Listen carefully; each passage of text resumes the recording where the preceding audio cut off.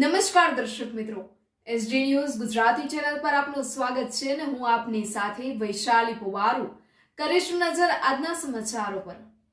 અંકલેશ્વરમાં તંત્રની બેદરકારી સામે આવી છે। તંત્ર સૌથી વધારે વાહનોની અવરજવર રહે છે તેવા બ્રિજ પ્રત્યે તંત્ર બેદરકાર જોવા મળી રહ્યું છે। અંકલેશ્વરના ઓએનજીસી બ્રિજ પર તાર બંધાયા પણ ગટખોલ બ્રિજને બાકાત રખાયો। શું કામ?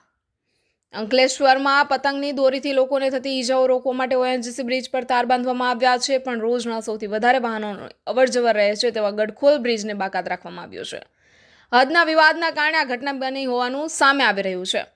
અંકલેશ્વરમાં ઉત્તરાયણ પહેલા વાહન ચાલકોના જીવના જોખમે બાબત અને પાલિકાનું આ બેવડું વલણ જોવા મળી રહ્યું છે।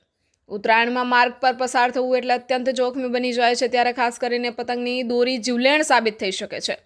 2 વર્ષ પૂર્વે જ ભરૂચ ભૃગુઋષિ બ્રિજ પર પરિણીતીએ પતંગ દોરીના લીધે પોતાનો જીવ ગુમાવ્યો હતો। તે ઘટના બાદ જ બ્રિજ પર થાંભલાઓની વચ્ચે તાર બાંધવામાં આવે છે।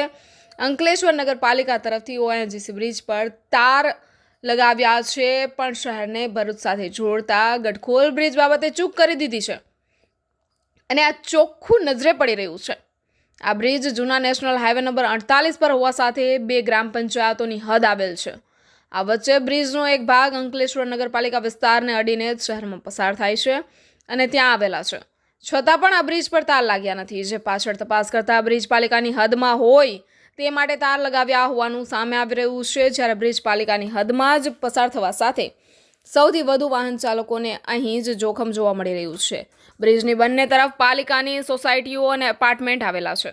Reporter Jayesh Prajapati, SD news Gujarati, Ankleshwar.